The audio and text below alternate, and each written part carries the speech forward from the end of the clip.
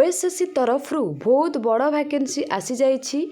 एठी नोटिस करि पारुथिबे आपण मानकर डेटेड रहिछि 15 डिसेंबर 2023 माने गतकाली ही आपण मानकर ए नोटिफिकेशन टिकु पब्लिश करा जाइछि। क्यों पोस्ट पाई वैकेंसी आसीछि? Invitation of online application for combined recruitment examination 2023 for the post of pharmacist and multipurpose health worker. तो आपण मानकर स्टार्ट डेट कथा जति कहबा 22/12/2023 रु आरंभ होई कि लास्ट डेट आपण मानकर 16/1/2024 रहिछि। ए वैकेंसी विषय रे वीडियो रे मु आपण मानकु डिटेल्स कहबी। तो मु रश्मि आपण मानकु स्वागत करूछि रश्मि ट्यूटोरियल चैनल को। तो जदि आपण माने एबे भी नुआ विजिट करूछंती फटाफट सब्सक्राइब कर दिंतु आगकू ए टाइप रो इम्पोर्टेंट वीडियो रो नोटिफिकेशन पाइबा पई। ता सहित जदि आपण मानक फ्रेंड ए वीडियो को देखि पारु नाहंती निश्चित सेमानकु भी शेयर करंतु। सेमाने जदि ए चैनल सब्सक्राइबर नुहंती सेमानकु भी शेयर करंतु जहा द्वारा सेमानक पाखरे वीडियो पहुंची पारिबो सेमाने भी आवेदन करि पारिबे। तो आपण मानकु कहि देली लास्ट डेट होची आपण मानकर 16/1/2024 आ सबमिशन ऑफ ऑनलाइन एप्लीकेशन जोटा कि आपनकर रहउची 20/1/2024। नेक्स्ट आपण मानकर रहिची सैलरी कथा जदि कहबा फार्मासिस्ट मानकर रही 25,500 रु 81,100 एटा रहउची लेवल 7 रो। मल्टीपर्पज हेल्थ वर्कर रही 21,700 रु 69,100 पर्यंत एटा लेवल 5 रही। तापरे एज एंड एजुकेशनल क्वालिफिकेशन कथा जदि कहबा फार्मासिस्ट मानक पई a candidate must have passed +2 science examination under council of higher secondary education Odisha and diploma in pharmacy B pharma bachelor of pharmacy from government medical college and hospitals.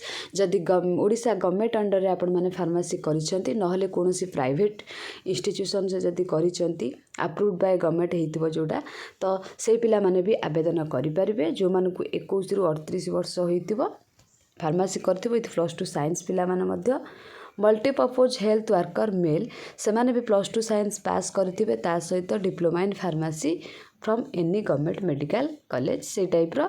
एटार आपण मानकर मध्य 21 रु 38 एज रहउची एज लिमिट। एज रिलैक्सेशन मध्य रही आपण मानकर SC ST SCBC मानक पई SCBC वुमेन कैटेगरी को पई 5 इयर्स रिलैक्सेशन ठीक अछि।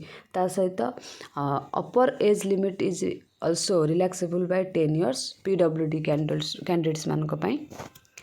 तापर आपण मानकर आसिला एलिजिबिलिटी क्राइटेरिया आउ एई वैकेंसी जो बाहर यार फीस आदो भी नहीं देखि पारुथिबे एठी no examination fee is payable for applying for this post. कोनोसी फीस एथरे नाही मागणा रे आपण माने आवेदन करि परिबे। एटा तो हाउ टू अप्लाई लिखा जाईची आपण माने चाहिले एटा को पढि परिबे। मु शेयर कर देबी टेलीग्राम चैनल रे डिस्क्रिप्शन बॉक्स रे टेलीग्राम चैनल लिंक अछि। डॉक्यूमेंट कोन कोन दरकार एठी मध्ये लिखा ही जाईची आपण मानकर। देन आसिला आपण मानकर रिटन टेस्ट आपण मानकर मार्च रे ही जिवो। एठी मेंशन हेची मार्च रे हबो बोली देखि परथिबे मार्च 2024। एटी देखते आसला रिटन टेस्ट रे कौन कौन आपण मानकर सिलेबस रही। सिलेबस कथा जदि कहबा आपनकर रही question on subjects as per syllabus diploma in pharmacy जोटा कि 60टा क्वेश्चन रहिबो 60 मार्क।